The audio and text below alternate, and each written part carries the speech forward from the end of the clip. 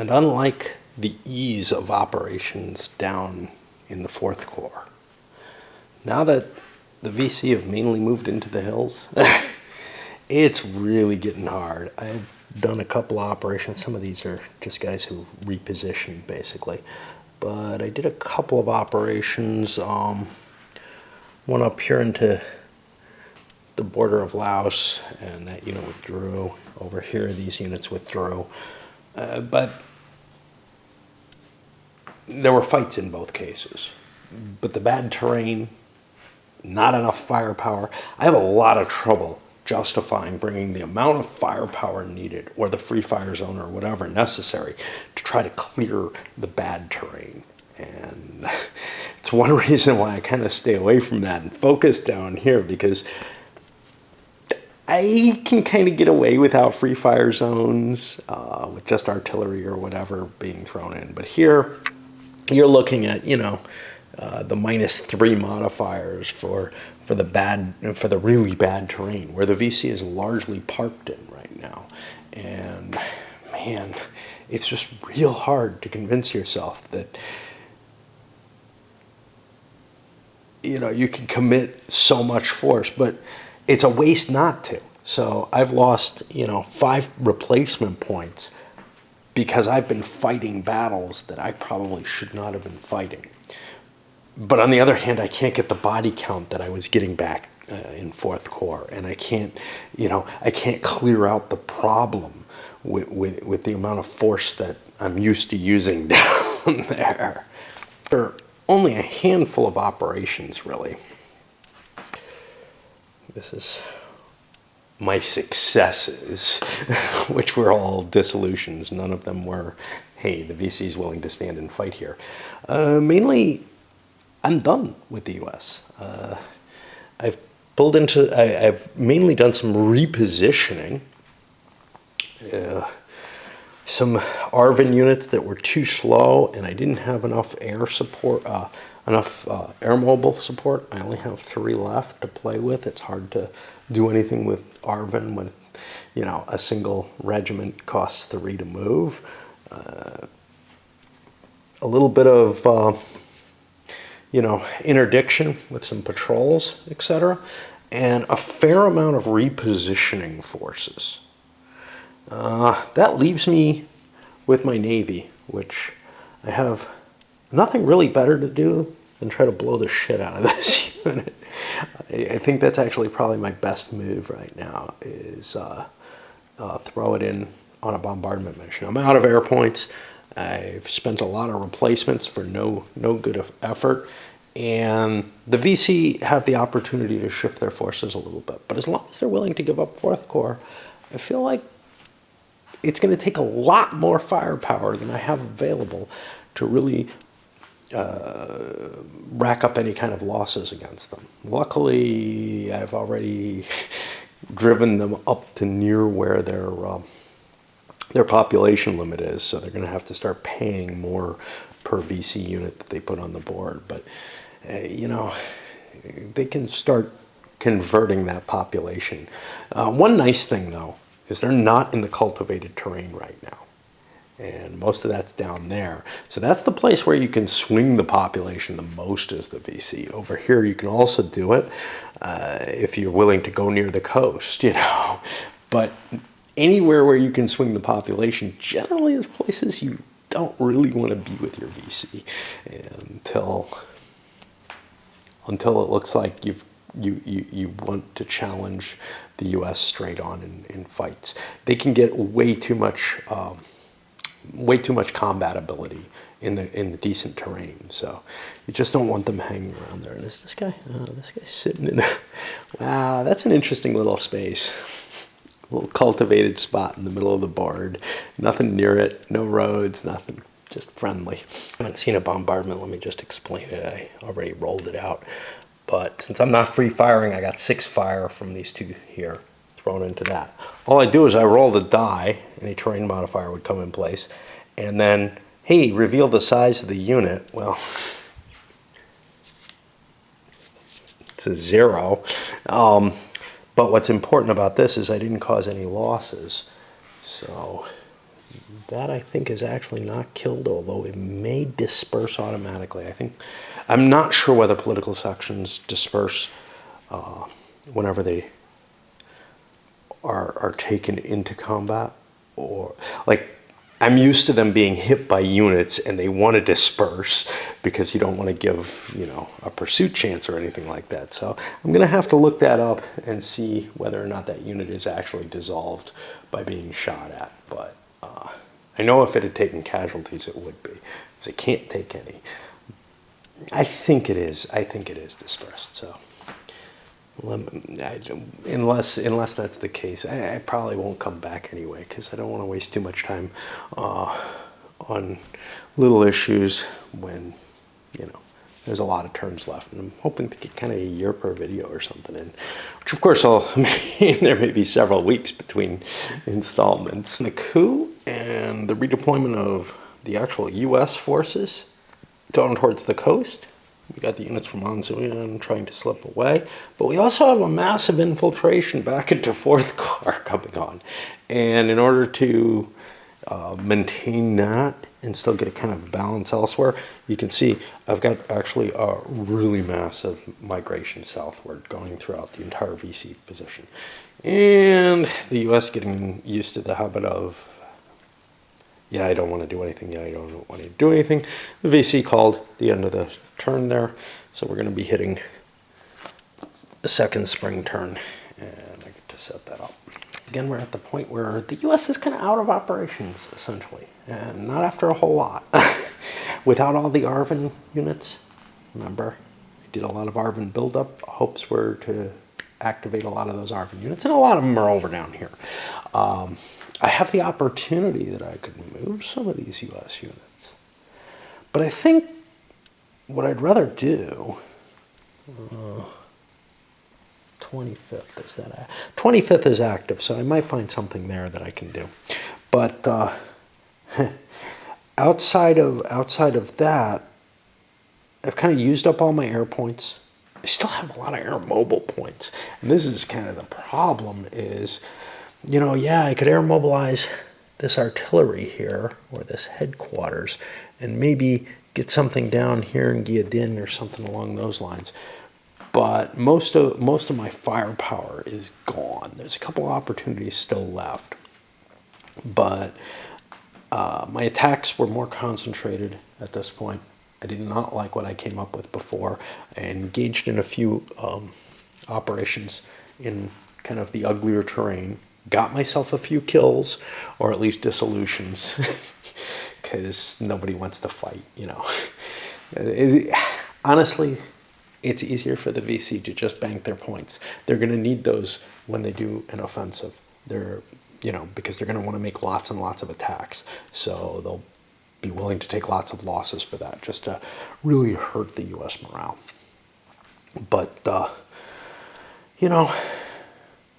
if I kind of maybe play out a couple more operations, but then kind of let the VC move if they want to. Because this is the second turn of the season. The way the turns work is a little, non-standard. It's not like they're 15, it's not like, it's a month and a half for the first turn and a month and a half for the second turn. There's something weird going on that's a little different from that, which is that, the locations that you want to be at the end of the turn are maybe different from the locations that you want to be in, or at the end of a season, are different from the locations you want to be in mid-season. So, I'm willing to let the VC sit here with lots of units in Cambodia. These guys on the trail are screwed anyway. I forgot to pull 2 of them off. The others retreated onto there for some reason. I don't know. Again, probably not a wise idea. But most of the VC are not in good terrain. I'm not going to be able to get a lot more purchase on them. However, if they come streaming down into 4th Corps, well,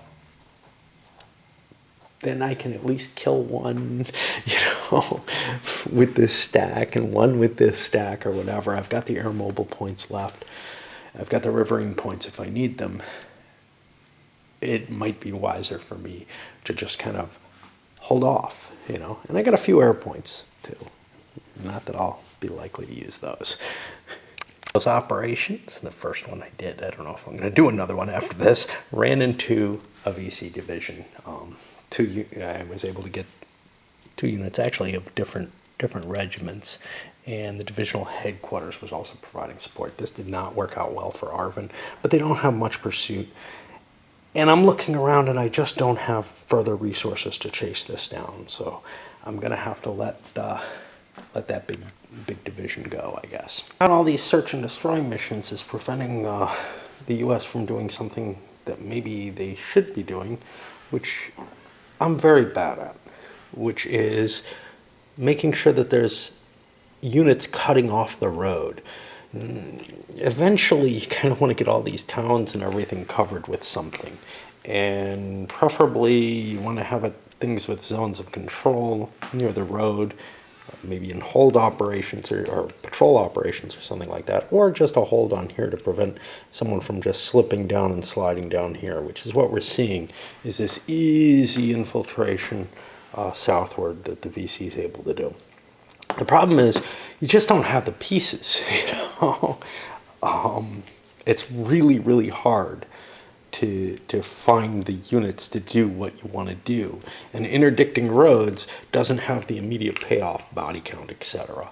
And if you do it, the VC can still kind of squirm around. It's just they're slower. And they're not able to push down as quickly as I'm seeing, you know, coming from here, shooting down there, you know. And I think the VC are calling this quits. That's going to burn, you know, 3 air points, 5 air points. But the U.S. just didn't get an opportunity to use all the resources they had. The air points that they didn't get to use, no big deal. The air mobile, well, maybe I bought too many, you know. I bought them with the intention of, I don't know. I don't know what I was thinking. I thought I had more U.S. artillery available, I think. I also have the 1st Marine Headquarters didn't get used here. The VC paid a price for coming down. You can see they came down into 4th Corps a little bit. Yeah, they had to pay, you know. And there's kind of a limit to how deep they can go in with the U.S. units along the coast, kind of within strike. I mean, attacks could have been made on these things, but the fact that I didn't take the opportunity to say slide this down a little closer, that prevented the U.S. from making an operation. Probably foolish. Up here, I still got a mass here in Binh Dinh province. Otherwise, though, I'm kind of still trying to shift southward, although I found that I shifted a little too far, and quite a guy I had to shift units north again. And I actually have nothing in Teotihuacan, which is kind of interesting. The U.S. has managed to clear that, but, you know. And that's a heavily populated province. I think, I'm not sure if the population of Hue is in there, but I think is considered part of that, or if it's considered part of the Saigon Gia Dinh province. One nice thing you can see, I did the operation here. That's always a free fire zone. You don't pay any price for making that free fire, so that's kind of cool too. And I think we're up to, let's do the economic stuff again, because, and obviously we didn't get our 15 here. We got what, our 30. We got 10, 12, 13, 14, 15. Most of that in the second round. I don't know why this one was so much easier. I think mainly because the U.S. had to reposition units to attack some of the VC units. You know, so like down in Anzuyan, I had to shift down there in the first half of the season. And in the second half, I got to launch my attacks, even though the VC tried to run away a little bit. You can't completely get away from the U.S. unless you have clear roads. You know, stretches like this can get you a lot, and like this can get you a lot of movement, because you can, with the VC generally, what I'm doing with movement, because I'm not trying to engage or anything, is just force marches, so I get triple my movement allowance, and along the roads that can get you quite a big distance. Not so much in the bad terrain that we want to be in, though. All right. I wasn't able to to get all my units, you know, balanced exactly as I like them. Like you can see, I don't know, somewhere I have like an odd unit or whatever. And here in Binh Dinh, I have so many units that I don't know what's going on there.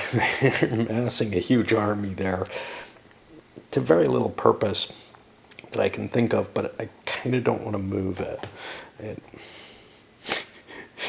This is kind of a safe place to breed. Tracking the population, it stayed even, which is better than I expected, given everything.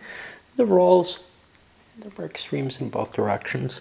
So, for example, you saw a 2-point loss over here in Binh Dinh, where there's a lot of VC presence, scary amounts, really. But there were equivalent swings, maybe not 2 points in one place. But overall, this dominance in 4th Corps is really helping because there's so much population down there in general. And that's beginning to drift, but other places as well. It's moving upward, which is kind of nice. And now I guess I got to make that bombing decision again.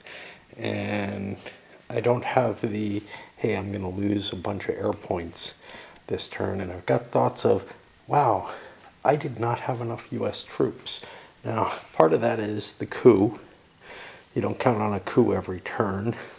But I do feel like maybe I'm a little weak. Maybe I need, you know, a division here to handle things. Bring it in here at Queenon and try to operate there. I got to be careful though. I got to make sure I got enough firepower to back that up. So, you know, that's kind of the thought. If I'm going to do bombing, and I probably I kind of like what I see about bombing in terms of raising the SVN morale, which I need to do, at the cost of U.S. morale, but not commitment. And that's important, because commitment, remember, brings up the VC morale. All right, bad news for the U.S. Another coup. And in this case, we got Kian, who's really bad, -2 for SVN with no bonuses for the U.S. morale. That's just not good. I did some more restrained strategic bombing. I figured I actually committed one too many last turn. It didn't matter. But yeah, this is not a good sign. You know, we kind of got through last turn without Arvin. This turn, it's clear. You know, we're almost necessarily going to have to throw in some U.S. troops. SVN morale has gone down below 70, which means this little chart, I think, gets a little worse. The pluses are on one side, the minuses are on the other side. We ended up getting a minus out of it. It's not a big shift. And the coup means that Arvin is unlikely to be effective across the board, so I don't want to commit additional Arvin forces, and I really can't count on what I have as being terribly effective. So yeah, we got a bit of a problem there. With the coup in place, the U.S. is basically throwing the 1st Cavalry Division into play, and I've got them split between these two locations. Mainly, I want to try to start getting Binh Dinh into control and Con Hoa, and work my way out from the coast if I can. That's a pretty hefty thing, but I got enough air mobile that I think I can support it now. Remember, they come with free air mobile, but they can still lose it in due to losses. But that's a really big bonus, all those free air mobile points, essentially. They're not actual points on the board, but each of these units can be air mobilized without any problem. I also threw a couple artillery down, one in each location, and about 3 more replacement points because my replacements are getting low. I'm actually a little worried that I don't have enough replacements, but I also wanted to buy some air, so I threw 9 more air points in, and you can see my air points are kind of at a good total here. Not so worried about the Riverines. It doesn't look like the VC is heavily committed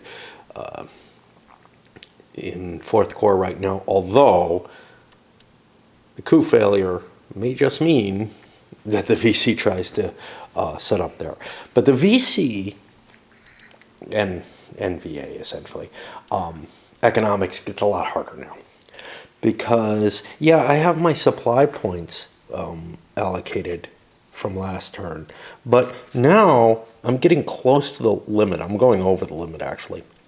So basically, I'm already going to have to buy 2 population points, which means that's going to be a commitment there. Every additional unit that I bring in is going to cost me population, and I basically have to expend 1 commitment point for each population I get there. Now, once that gets up to 4 times the amount of VC population controlled, then my expenditures become even less effective. So I want to make sure to keep pumping the trail up. Well, actually, supplies aren't really that big a deal, honestly. So I don't know if I need to get this supplies all that high. But I do need to worry about the amount of population that I'm cranking through. That doesn't go down to 3 unless the Ho Chi Minh Trail is just totally destroyed. So I may not be as interested in the Ho Chi Minh Trail and supporting the VC as much in terms of getting the supply points in, because the cost of getting the population infiltrated down is going to be so high. What that makes difficulty for the balancing, though, is, okay, now I've got 12 population, of which 10 I've got paid for, and 24 supplies. The supplies I don't really have to concern myself too much with, but the population now, I have to keep that number in mind with every unit that I buy in terms of, like, maintaining this sort of weird balance. So, like, right now I know I have 8 commitment here. I have to add this up, so I've got and I may be doing this wrong, but I've got 68 morale right now and only 51 commitment. Okay, so that means I have 17 commitment to spare. 8 of that's already been committed. So now I have 9 more that I could spend on population. Now, I'm not going to spend that much. The reason that I may be doing this screwed up is because on the first turn, I didn't allow any trail supply commitment, and that may have skewed the whole calculations a little bit. I don't know if it makes it much more difficult, except that I have to keep this in mind here, but that's not that big a deal, really. Basically, it's whether or not there was a I forgot that, or did not notice that there was a pre-game ability to commit trail supply. So I've been kind of behind the 8 ball all game long, but I think it kind of balances out. It just makes my calculations a little harder. But the calculations here are always going to be a pain in the ass, where you're like trying to balance, do I have enough supply for the units I have? Do I have enough population? And you're just constantly balancing out what can the NVA actually how much commitment do they have still available? I just made it a little harder with these extra numbers here. This ends up happening is I have to calculate out, okay, my manpower as well as the supplies that I'm spending. So I'm going to build 4 regiments and a headquarters, and that brings me to 18 manpower. Well, 10 of them are covered by the population. Oh shit, no. 4 of them are covered by the population I have available. I may have screwed up, which means out of that 18, I need 14. I may be doing this wrong. 14 doesn't divide by 4 well, so I'm going to build 2 more regiments, I guess.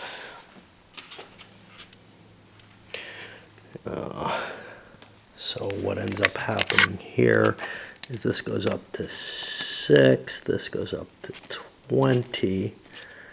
God damn it. This, I just added 2 more regiments. That adds 8 more. So this goes to 24.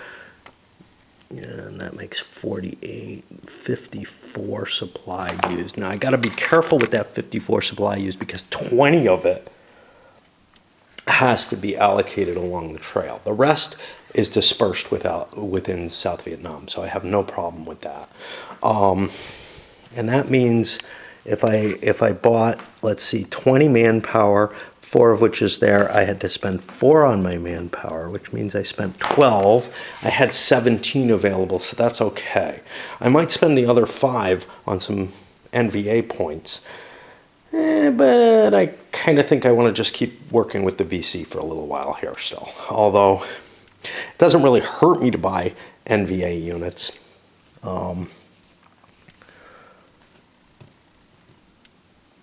Or to upgrade, which is something to consider there as well. So I might end up spending some of those additional points on upgrading, or I don't know how much I want armored units. They're so restricted in terms of being able to operate, where they're able to operate. I also don't know what the deal with enhanced headquarters is. There are none,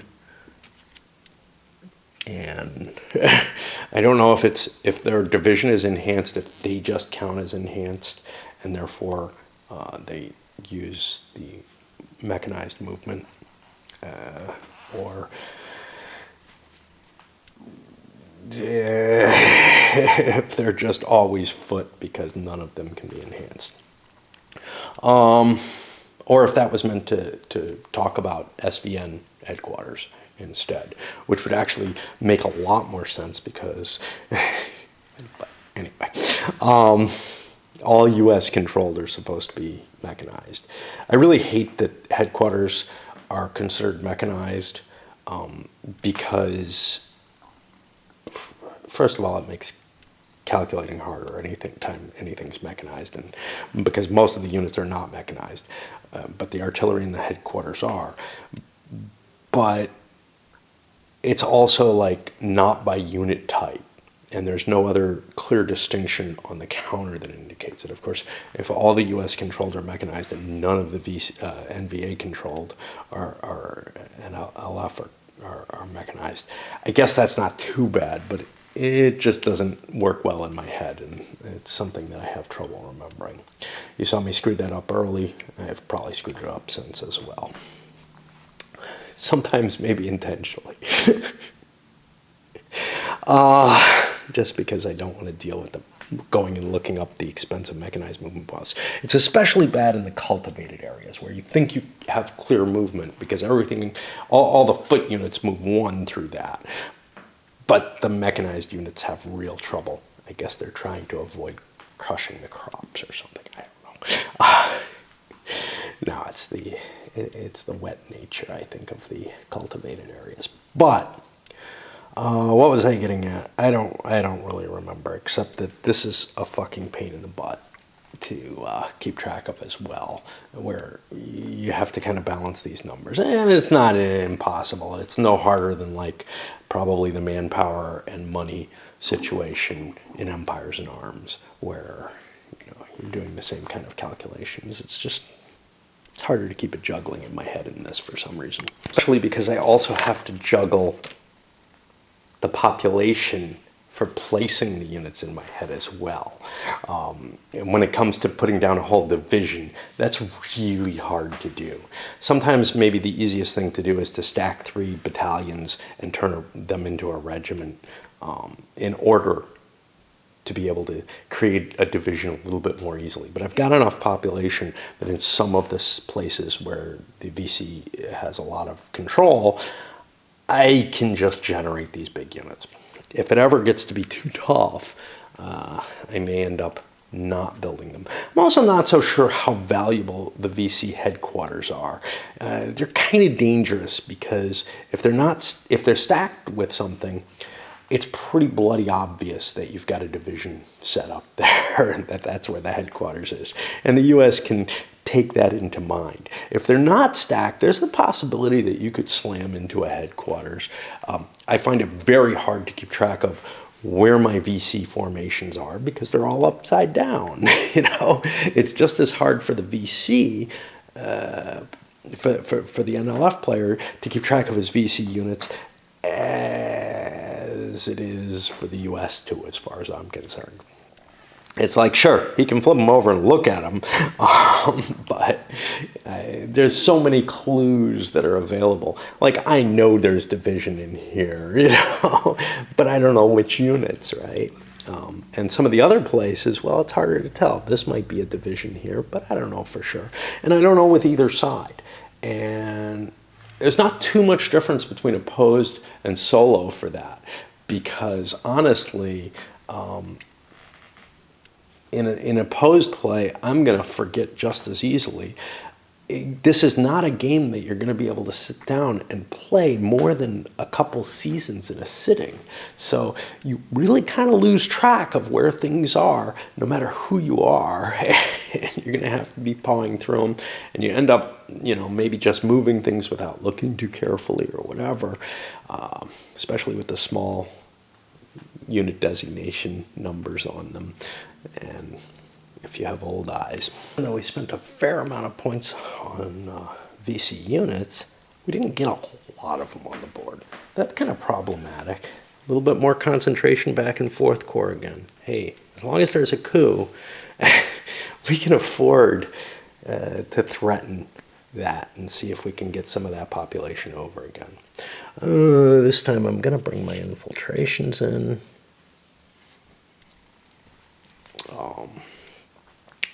And just try to remember that. And didn't do anything up there with the NVA. I'd rather keep the points and use them when I want to use them, you know. But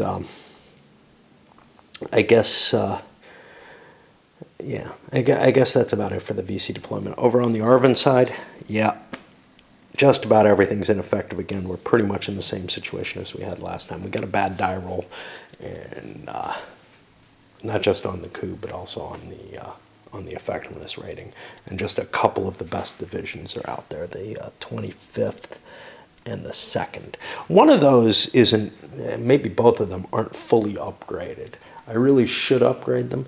Anyway, what that means is 2nd and 3rd Corps each have an operating ARVN division, which, you know, it helps a little bit, but those ARVN divisions aren't all that good. They really just provide me with a way of getting the ARVN replacements into play, which also the Rangers do.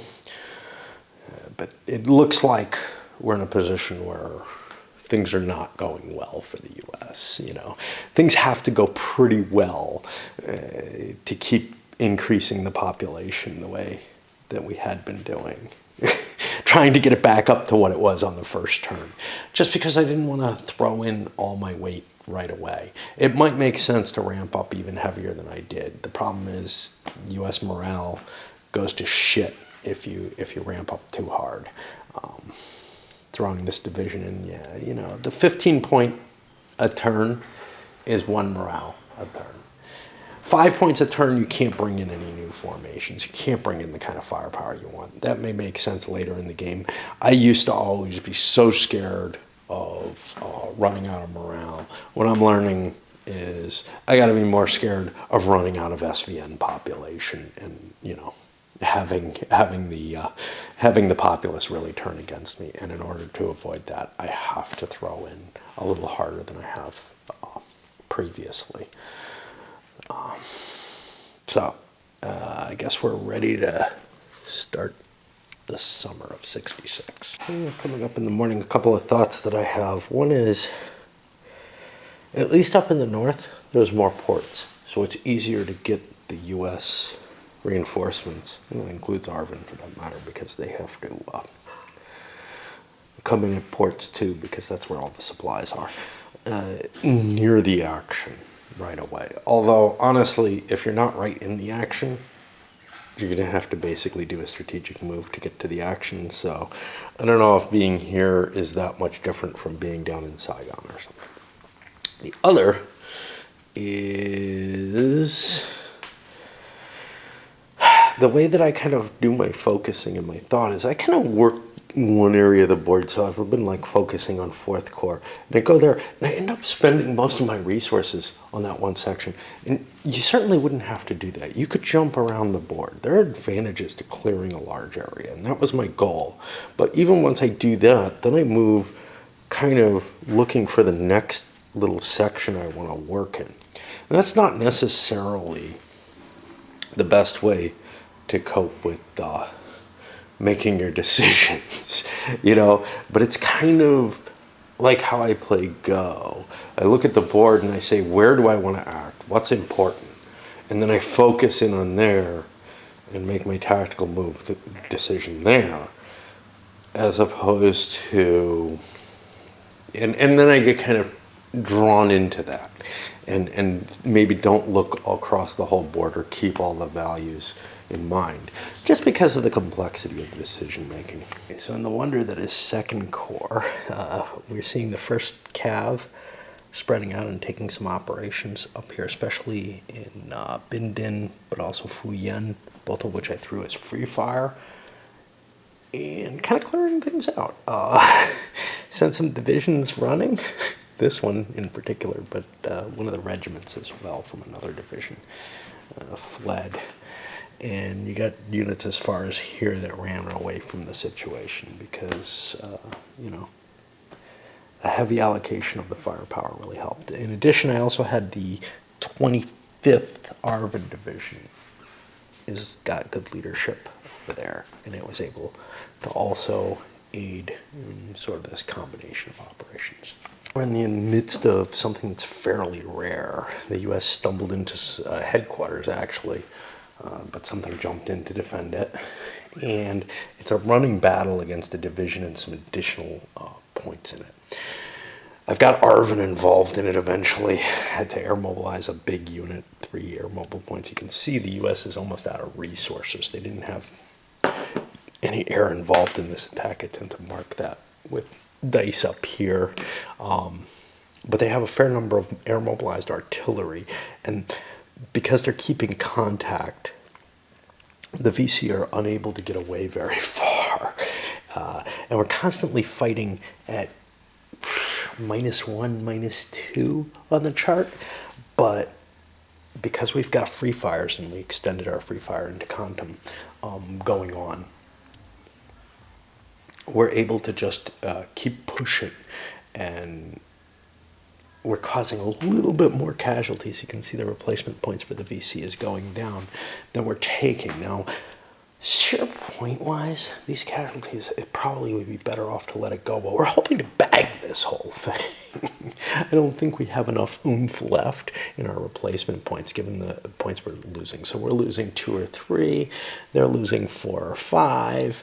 It's close to twice as many, and it's hard to let up when you're doing that, but I do feel like the U.S. and Arvin losses are probably more expensive. I don't have any more artillery to bring into bear. If I did, it would be in here. It really definitely would. If you run into something like this and it starts to happen early on in a turn, it's a good thing. Because you can bring more and more of your artillery in. I've got a lot of artillery kicking around under ops complete markers though now, so I can't do that.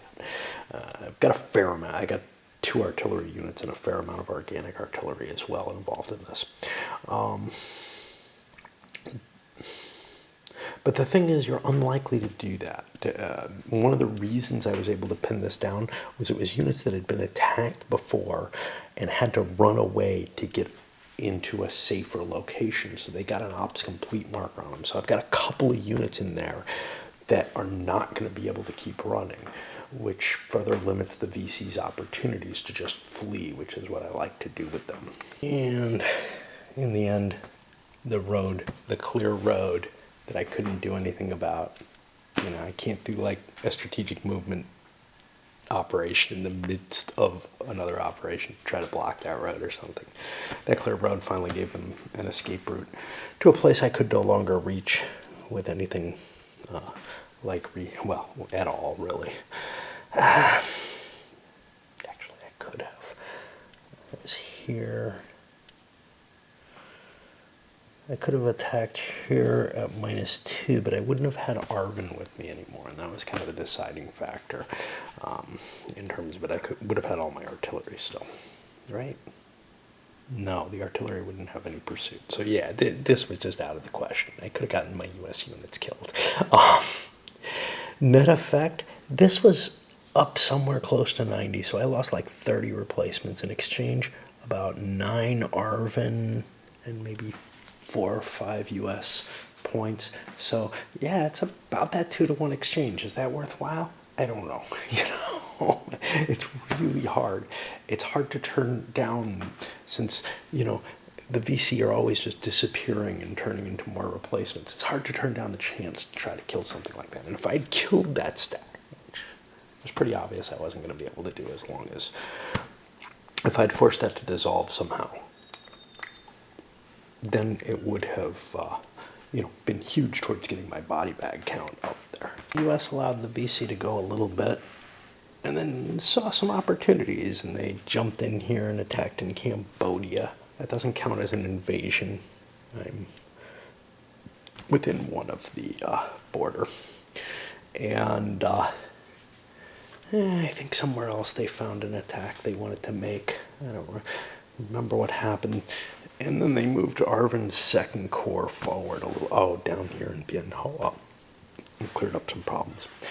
They moved Arvin's 2nd Corps up to kind of cordon off because some VC, that's actually what attracted their attention. Some VC were moving down in that area, and they're like, well, we really ought to be in range to attack them. We're not right now. We don't have enough air mobile to really reach them, so screw it. We'll just put some units in patrol, and then the rest of the VC went. And you see something that's pretty common, which is, hey, there's free fire zones. Let's get the hell out of them. They're too dangerous. It's not worth it. I'm already giving, you know, a 2-point modifier for the territory for that. It's good enough. You know, we can use our pieces somewhere else. If the U.S. wants to keep hunting us, they're going to have to free fire somewhere else. So you see a lot of units moved back north, and some of them moved south out of Kontum into this area. And plus, I did my infiltration movement basically out of Laos, or Cambodia in this case, out of Cambodia, and a little deeper into 4th Corps, running away from U.S. units, all the kind of standard stuff that's going on. And I think we're ready to reset things for the 2nd turn of the season. Okay. So things started out kind of nicely. Some nice operations down here, not all of them entirely successful, but you can see we cleared out sort of the deep southern part of 4th Corps. There's still quite a few VC there. Some operations out here worked well. We actually pinned down and destroyed a regiment, chased another one onto the trail. Great. Then I came up here and 1st Cav went and played, and a couple artillery. They ran into most of a division right here. We're pretty sure that's what they were hitting. They threw 2 artillery in. They had some rangers. And we did some damage, but we took probably more than we gave. I guess I just kind of got fixed into this, I'm going to eventually get the bonuses up there and destroy these units, and it wasn't happening. I could have thrown divisional headquarters in play, but by the time I just got carried away and did way too much damage. And now the replacements are so low that it's actually feasible that the VC could maybe take Saigon. And this is the danger in this game, you know, that must defend Saigon thing.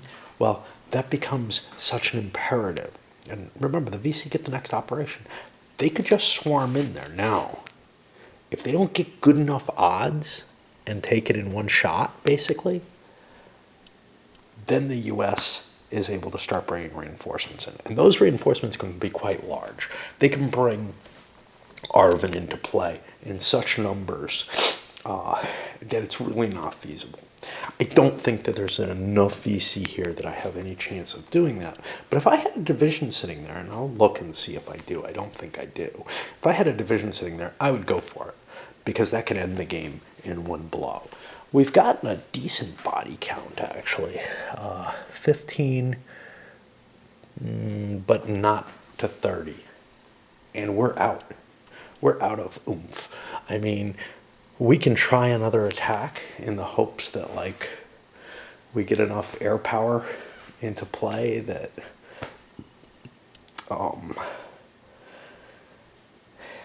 that we're able to just demolish a unit. And we could get very lucky with that, but I really don't see going for more than like one attack. And I'm gonna try to figure that one out, whether I've got it or not. Instead, I'm gonna kind of waste these resources. It's not entirely a waste though. These zones that I have in free fire, the VC probably don't want to stay in them, at least not spread out. And they don't want to enter the ones where I added free fire. So by holding on to those as reserves, I forced the VC to kind of avoid some of the provinces. Is that important? I don't know. But I really don't want to risk my resources even more. That air power, that would be vital to defending Saigon. That would be vital to, hey, if the NVA comes crossing in. Because the last thing I want to do is get into more fights and end up losing US units. And if I was going to fight, I should have stayed with this and shipped more artillery into play. As it is, I used an air point that I didn't have to use to withdraw out of there because I had the air mobile for the first draft. And a wee bit of repositioning for the VC. You can see they kind of just shifted things southward again. A little bit better positioning over here, Vinh Dinh, Can Hoa, just to make sure that they're shifting those in their correct direction, and some stuff down in here, pushing it further and further south. Nothing too exciting, to be honest. And we're going to call that the end of the season and throw into fall. Losses were really heavy for the U.S. But, I mean, the VC paid it, too. I mean, this was shot back up into the around 70 zone. It went down another 10, but the cost to the U.S. forces, way too much for what we gained. And I definitely screwed up. Should have pulled more artillery in as soon as that big fight started up.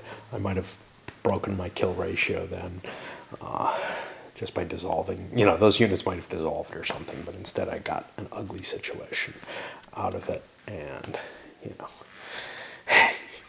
a lot of games I say, geez, you know, I'm no Napoleon, I'm no Lee, I'm no Westmoreland. I'm such a fuck up in so many ways when with this game especially. And there's no question that the U.S. is by far the harder side to play, and I'm just not up for it. I'm not good enough to be able to grasp the situation. And, you know, with the VC, I can kind of just let the game flow, you know, and I'm fine being the VC. I would be perfectly fine to watch somebody trounce my ass as the U.S. and let them do all that work. Anyway, in a sense, it's sort of an agreement because, you know, if I went for Saigon, I might have gotten it, and then game's over, and man, well, there's the standard kind of result that I get every goddamn time I play this, is I fuck up badly, and, you know, this maybe not so much, but if you start letting those replacements go down, you're so screwed potentially, because I couldn't do a strategic movement to get in there. The VC had the option to go after it. Immediately after that round, at any point after that, I could have thrown reinforcements into play and more or less made sure that I would make it through the first round. But the VC chose not to attack, So I figured they would keep choosing not to attack. And yeah, I would probably make that same decision, opposed or not. But if the VC fought that battle and lost, and didn't manage to cause a significant amount, didn't manage to take off a U.S. unit, ARVN don't count. I mean, it sucks to lose ARVN units, but they don't count. It's the U.S. control, the U.S. and the free world allies you don't want to lose. If I failed to take one of those out, I would have lost a lot of points of troops to it. And I got a long game ahead of me to win. A long game, and things do not look good for the U.S. particularly. I would rather keep my pieces on the board and keep pushing the population downward, even if it means I'm losing 4th Corps. All right, I guess it's time for me to shift up here and start preparing for fall. And the effects of having to cut the turn early for the U.S. definitely show. 4 population shift away from the SVN. That gets us down to 206. And the VC up to 144, assuming I have my numbers right. Yeah, that was not good. Most of the losses up here, where most of the VC are. A little bit of gain over in 4th Corps, probably overall. In a lot of cases, though, this was just the turn where the rollovers for VC advantages happened, and in places where the U.S. was gaining, a lot of times they just didn't end up bumping it up an actual population point. So in some places you'd see a minus turn into a plus with a 2-point shift in their favor. But overall, that 4-point shift is probably pretty close to indicative of how well the VC did this turn. They got a lot of pieces on the board, and that hurts. Okay, so strategic bombing, same thing as before, restricted bombing in the north. I'm trying to get that SVN morale up, but honestly, we're having trouble. I might have wanted to do unrestricted, but again, my usual problems. Right now we're looking at, we're going to be a 67 morale. I could have gotten that up to 69 with the unrestricted, throw in an economic aid package.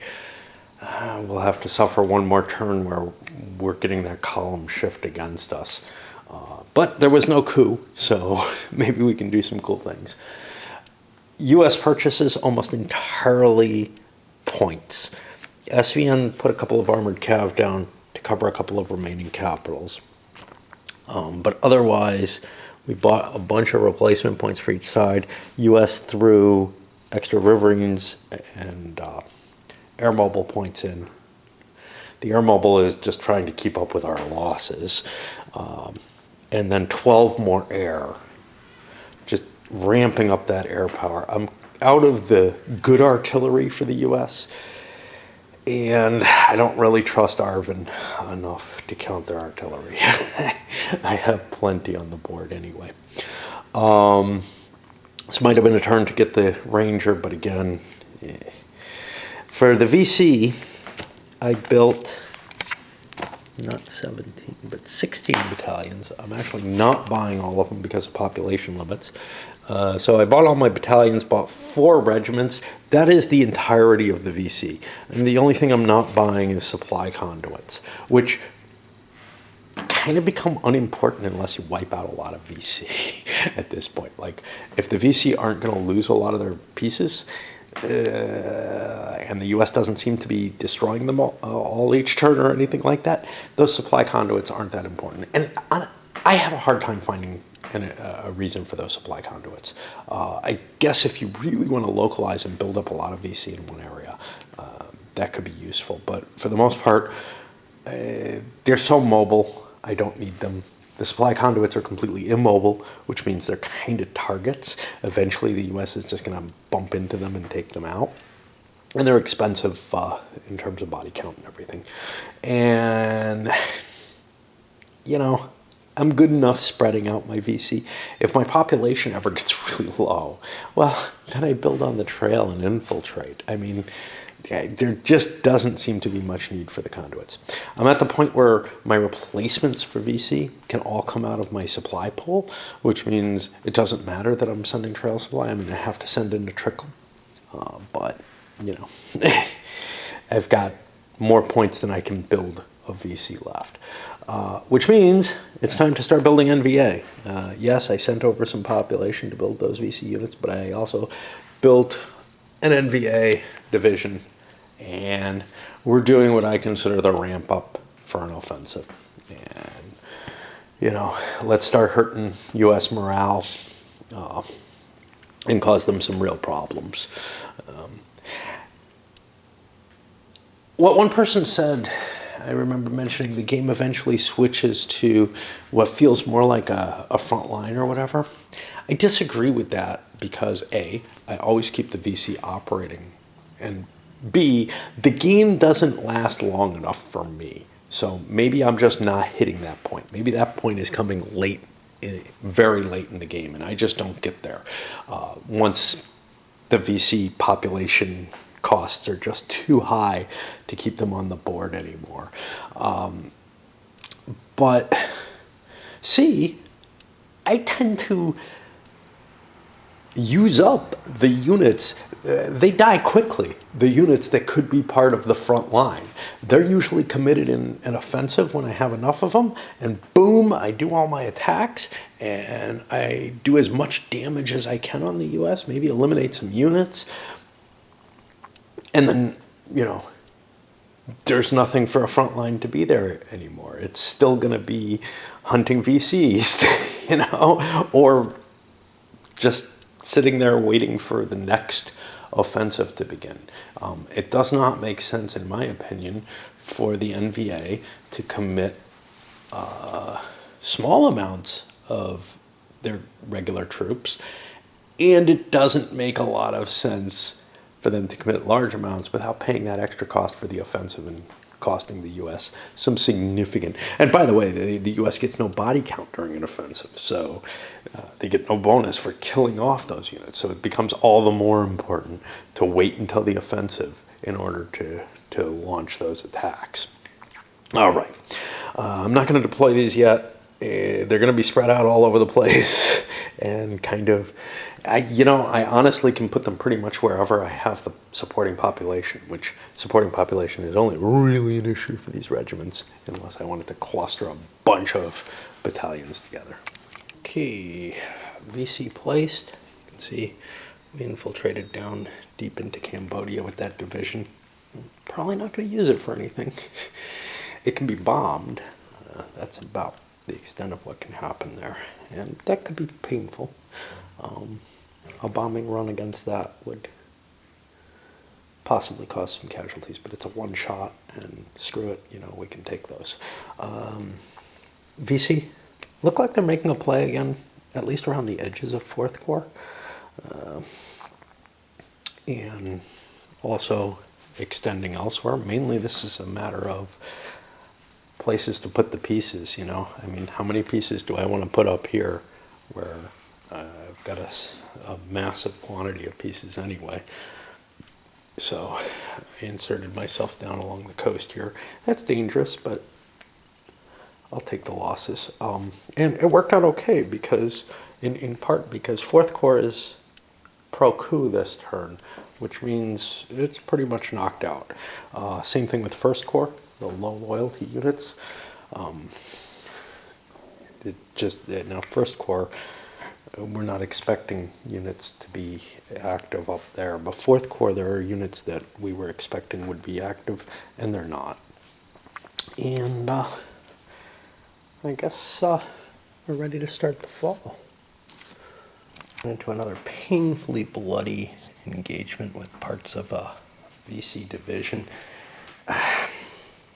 I brought together a bunch of the 3rd Marines, a lot of artillery support, but the problem is I never really got good odds on them.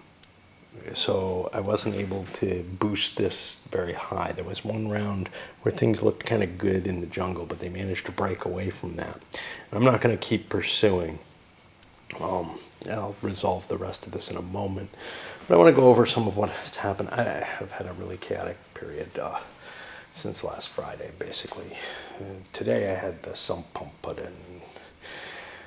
Just everything, knowing that that was coming, meant that I couldn't think. And now electricity's off in the basement because they fucked things up, and I have an electrician coming who had to come anyway tomorrow morning. But again, it's like just totally screwing with my day. Anyway, what have we had? Not so much happening down here in 4th Corps. In fact, you can see I don't see any operations that I undertook here, just because the VC are so positioned that it's really hard for me to get my U.S. troops in on them. The majority of my activity has been here. You can see I threw a free fire down in Phu Long, pretty much cleared that out. They ran down and stole this capital while I wasn't there. Arvin 2nd Division tried to attack a piece here. That escalated a little bit. Didn't go terribly well, but, you know, we're working up trying to get the body bag. I wanted to get the body bag up on this thing. You know, that would be 6 extra points. But man, rough terrain, VC divisional elements, basically with the headquarters involved. It was hard for them to get away on the first round because of the interdiction points, which meant that I started collecting up some pursuit, but not enough to make up for everything. If I had thrown more ground troops in, it would have worked well. If I had Arvin troops nearby that I could activate, it would have worked well. But the distances and such, I kind of forgot to bring my Arvin Rangers in, is really what happened, and that's what went wrong here. And I ended up losing quite a few points of U.S. replacements, like 7 points of U.S. replacements for very little payoff. You fuck something up, you pay the price. The painful trade-offs are taking place too. I free-fired in Phu Bon just because I don't have enough resources going into a space that I was going into. But I end up getting, you know, the 1 point interdiction in there. They slip away, and I've expended quite a bit, essentially, not just the free fire, more the artillery and the unit and whatever, to get into a place where I just got scattered away from. And that's what you always have, you know. You can always bring more resources to bear, and you can bring enough to bear that you can make it very hard for the VC to get out. But the 2 point interdiction down, I only use the 1 almost ever, even though here I was looking at a place where they ran away to a 2 point hex and then a 1 point hex out of a 3 point hex. So they had +3 to their die roll. A good roll got them out of there. And that's just, you know, it's one of the things you face. You probably aren't going to be willing to commit enough firepower to guarantee that the VC don't get away. But now I'm kind of puttering out in terms of my attack. Yeah, I can go somewhere else, and I could free fire another zone, you know.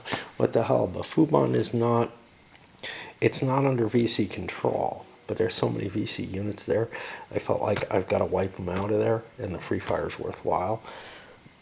But I don't really feel like I'm doing the job, you know. Anyway, that's the kind of troubles that you're constantly facing in this game as the U.S. The VC, it's simple, you know, just run away, run away. And when you can't run away, vaporize, you know. Boy, we got a big problem. I've been trying to cheat only for the U.S., but I have been cheating massively for the VC. Well, not intentionally, of course. So, the cost, and this was pointed out by a respected viewer, the cost of a battalion, of a regiment, should be stated here, but it actually isn't, of 1 personnel and 4 supplies. That's not correct. I just looked at this. I thought I read this as an or, VC regiments are built during the recruitment phase by expending the personnel and supplies listed and also removing 3 battalions from the map. All the battalions have to be in the same hex. That makes it a whole lot harder to build a division up, which I've got a few of. That makes it a whole lot harder to, gather the amount of supplies needed for that. And of course, if you want to build them up quickly, you probably do actually need some supply conduits on the board. I've never felt that I needed them, but I don't think that I was building divisions up the way that I have in this game. I hope not. If this or some form of this is how I was playing at other times, it would completely explain why the U.S. never stood a chance. Because, damn, I'm building regiments for let's see, I'm paying 4 and 1 personnel for them. Well, I should actually be paying 3 and 6, 4 and 10 personnel. 4 personnel and 10 supplies for them. And I've put a whole lot of them on the board. So I'm going to have to figure out how to undo that. It makes not counting the excess commitment during a turn for those damn Korean units seem minuscule comparatively. I may end up, in fact, I suspect I'll be so far over the commitment costs that I have to start removing units, which, geez, I don't know what to do. I mean, I've really flubbed it here.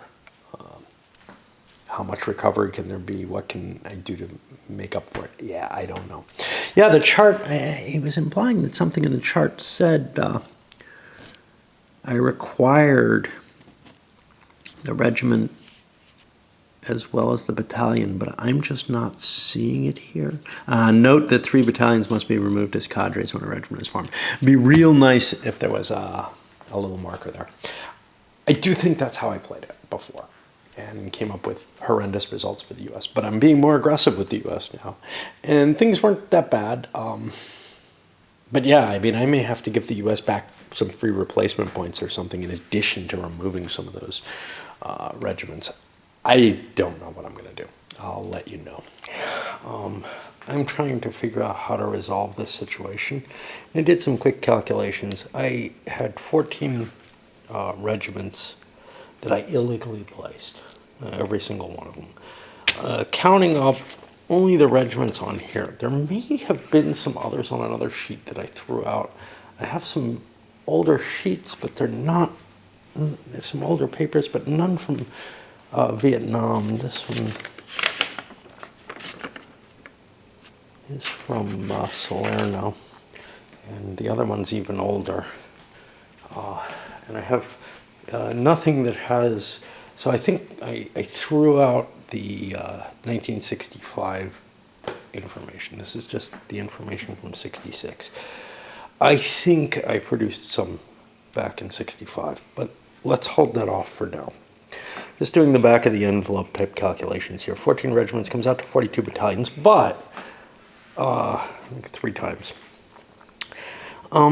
Honestly, each of those regiments wasn't really completely illegal. There was a battalion worth of manpower and supplies and then some spent on it. So there could have been a battalion there. Of course, I didn't have enough battalions to build those, but let's again, we have to kind of fudge this. When I multiply out the cost of 15 regiments that I have on the board, which is kind of an indication, if I only have 14 built over this, I built more than that. So let's keep that in mind. That gets me to taking that and the headquarters all off the map. Some 21 manpower and 78 supplies. Now, supplies are a lot easier to get than manpower. So I think what I'm going to do is I'm going to take these off. I'm going to destroy let the U.S. pick 10 units to destroy, 10 battalions to destroy, and count as in their dead pile. These guys are just going to vaporize. In addition to that, I'm going to probably give some resources back. Maybe 5 U.S. replacements, 10 ARVN replacements. I don't know, beyond that, it's kind of hard. It's kind of hard to guesstimate. I may give them some more air capability to knock out another unit. This is completely a fudge. There's no other way of handling this at this point except to clean up the game. And if I do that, I ain't gonna start it over again. So I'm gonna go with this point. It is going to skew. One of the places that's gonna be skewed against the US is in the population. The population has been allowed to decrease greater because of the impact of those regiments and full divisions in some cases being on the board. But this is really kind of the best I can think of doing to try to provide some kind of equalization. The extra dead units there might mean that I get an extra couple points of morale. I probably would have been able to kill more units if it weren't for these damn big things sitting out there. On the other hand, I might have been able to build one or two regiments at this point. But this way we can kind of keep playing for a little bit. This is a blow towards finishing the game, though, because I know that I'm not playing, I haven't been playing by the rules in a number of ways, but I know that I'm doing great disservice in terms of this. Probably no worse than I've been doing before, though, so who knows. So the excess air points, which I don't know was fair or not, but I threw them in. I didn't recover any dead points. And the cruisers as well, but the excess air points, and finding a couple of U.S. units that I hadn't done anything with. This guy in particular, which I don't know why he hadn't managed to chase this down. Actually, the air mobile is probably the more important, but threw the cruisers against him, and he ended up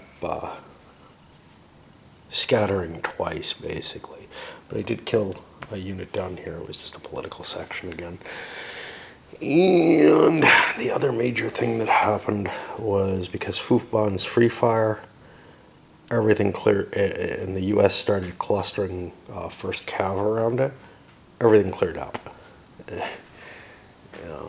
The reason Foofbon, not that it was free fire, but the reason that I started clustering things around it was I got rid of all of the VC that were up here. A lot of those were the regimental units, because this was the heart of what was going on. And some of them, so there's sort of an opportunity for good things to happen, kind of. And the fact that there's still units close to Foofbon, but the fact that everything was clustered in Foofbon, it was free fire. It seemed like, and I didn't have really the resources to attack with the first cav, which is a shame because it's automatically air mobilized, but I just had to go ahead with that. Now, one other thing that the same guy pointed out to me, this guy Jason, who's really kind of an expert in a small set of games, and he seems to have played this a fair amount, sort of a big poster over at BGG, pointed out to me was the heavy formation may be what's necessary to make attacks in rough terrain. At least that's the experience he has. So let's do a little analysis. What happens if you start getting the odds way up? Well, the die rolls start getting bigger. And you notice if you can get up to an 11, which, you're not gonna be getting to on the first, so you're gonna be spanning throughout here. But if you can get up to an 11, even if you're sending 14 strength points of units, one of those big regiments, U.S. regiments in, you're still going to get a 0 on the best chart. Now you're going to be looking at between 0 and 1 hit on that. The problem is, if that big thing hits a little tiny unit, and you've got air power, etc., commensurate with it to get, yeah, you're going to get great odds. You're going to get the +5 on there, but you're still not going to get much more than 11.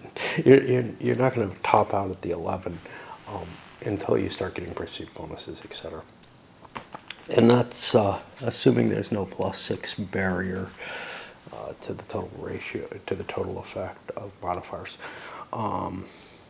Given that they slipped in the note on the VC production in here without any kind of marker, I wouldn't be surprised. But yeah, what that means is, sure, you might take some U.S. losses with each attack. If you find something big, that's great. You're almost certainly going to dissolve the VC unit if it's a small unit, which is appealing. But it's certainly better than ramming into these units that are really just a battalion or two with one of your battalions and ending up in a running battle where you're losing, almost as many points as the VC are. So I'm going to have to rethink how I'm going to be handling my deployments in the north. The problem is those deployments are set at the beginning of a season, so I can't switch it right now, but that's not the big deal. The big deal is I set those deployments at the beginning of the season, and oh look, all the VC swarm down into the lowlands where I can kill one of them with that big unit per turn, but which is what I could do maybe in the highlands, but the impact of them is a lot greater. I'm going to have to be a lot more careful with my VC though at this point, to try to gather them together places where I can start building regiments, because I'm out of pieces essentially. I've still got a fair amount on the board, and I'm going to be able to rebuild all of these fairly easily. Do a little bit of hand waving to drive away, what happened there. Those divisions, all those regiments and everything. There have been a couple of coups in a turn.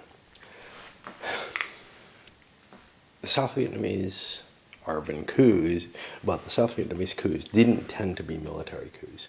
But, yeah, at least significantly military action, especially with the U.S. and everything. But if there was some sort of breakaway group, whatever, of the military, it would kind of explain some of what happened. So let's do some hand waving and pretend that. We're going to keep going with what we've got in terms of, the fixes that we put in place. But sometimes I just like to try to come up with some kind of scenario to explain away my errors in a game. And sometimes it's like, couldn't ford the river, or something like that. Right now, doing some operations, working 4th Corps, I'm having trouble dealing with because of the ineffectivity of Arvin down there. It's kind of a crapshoot, The VC are able to expand into there. If Arvin is working, Arvin can pretty much clobber them. I don't have a lot of my U.S. troops there, though. The U.S. troops have moved here. Haven't gotten to those guys yet, and I do have some artillery down there, so I have some operations that I can do down there. I'm almost out of air, though. I've been using the 1st Cav, which doesn't have a lot of artillery attached, in its general area. One thing that's kind of weird is I've got these 3rd Marines here. I'd like to get them up with the rest of their unit. They kind of drifted down. I probably moved them as though they were 1st Cav. Sometimes my eyes aren't too good. 25th Division for Arvin marched up here. It could have gotten called into a fight that I still ended up having kind of a running fight down here. It wasn't doing much, and I still have the north to do. Having trouble, getting a grip on the guys in the mountains, because I try to place folks where they can drop into a hex. That's a lot cheaper terrain, and that makes the rough terrain easier to run away from. And on the other hand, it's also tough to fight in. So when you're in that kind of position, you have kind of the, oh look, I'm either going to be fighting on with a shitty -3 modifier, which is what you have in the mountains and in the forested hills. Everywhere else, the modifiers are okay. It's just there's two terrain types that are really shitty, and they're all over up here. But I think I am going to end up trying to build bigger units and see if that works any better. The problem is, if that doesn't work, I'm stuck with it for 2 full turns. Pretty close, I think, completely at the end of U.S. favored operations. And that includes Arvin. Now I come to something that makes things a little more difficult, and I forgot how painful this process was. If you remember, when I was calculating the regiments, etc., and trying to figure out, hey, how much manpower do I need to buy, how much supplies, well, I kind of pre-programmed that, but whatever, that's kind of useful because that's pre-programmed, so I can just kind of keep that as a constant spigot, and if I don't need as many supplies, I can start turning the spigot down or vice versa. But now, with the VC, what I have to worry about to play the game correctly is I have to deal with the fact that I need those 3 battalions to make a regiment. As well as the costs, I have to also figure out, where can I build a fucking regiment? That was troublesome enough before, and it's one of the reasons why the cheat was so bad, was like, to build up those divisions required me to find a location where there were multiple units, where there were multiple regions, to get the amount of manpower that I need for that. So I'm not going to see that kind of ramp up happening.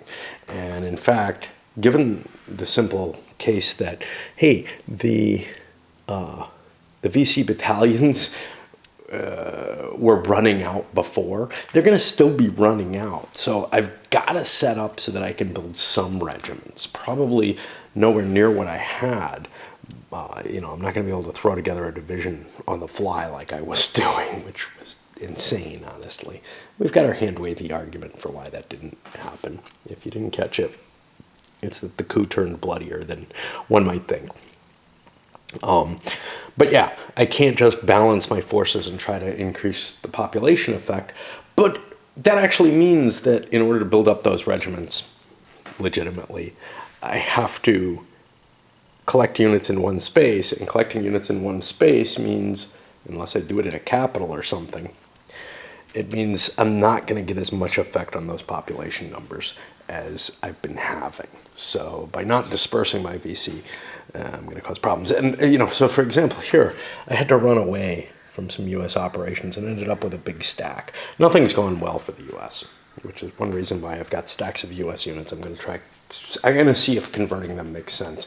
I think I get like a +1 on my pursuit modifier, which never seemed like enough to me, but honestly, and especially given that you end up committing larger forces, which on the battle chart is more likely, if you don't get overwhelming odds, is more likely to cause you to take losses.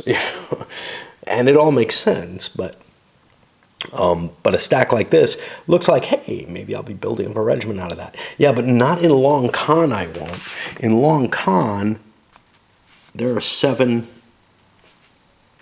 pro-South Vietnamese out of 7, which means the most I can do is slap down a single battalion there in terms of cost. Supply conduits probably can be gotten to. This is, again, making supply conduits a little bit more attractive than they were in my mistaken play. But I found myself having a really hard time putting them on the board, even when I was playing correctly in past incarnations. But I think we're at the end of the road for this turn. I've moved a number of VC units. The US was passing.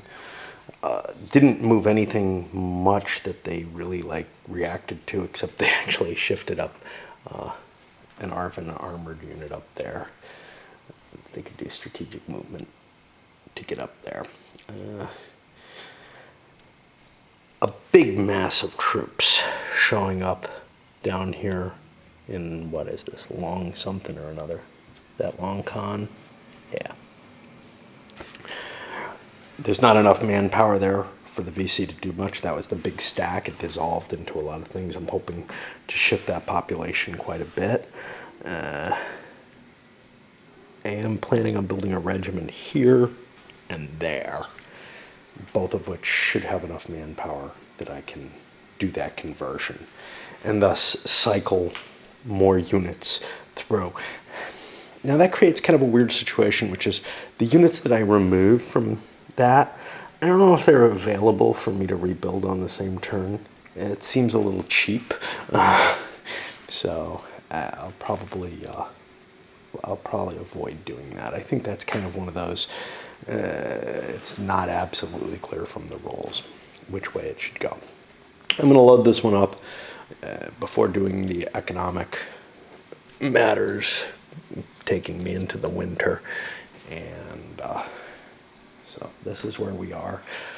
I did what I could about the big mess up, and that completely undermines anything that can be learned from this playthrough in terms of game balance or anything. I think I've fudged it around so much that I'm kind of the opinion that, geez, maybe I should just stop. But I did want to play around a little bit more, see if those bigger U.S. units can fare any better. I don't think they will in the mountainous terrain. I just don't think I have enough firepower to be able to support them, and that's the problem that I come down to is I may be psychologically incapable of playing the U.S. for this game. I may just not be able to spend the points and the morale to get what I need on the board. Anyway, unfortunately on my side, I broke my glasses recently. Well, today. They fell apart in the tub, basically. I was trying to wash them, and they just snapped. And that's kind of putting a hinder on things. So, along with a lot of other problems that have been going on, that is not making it easier to continue.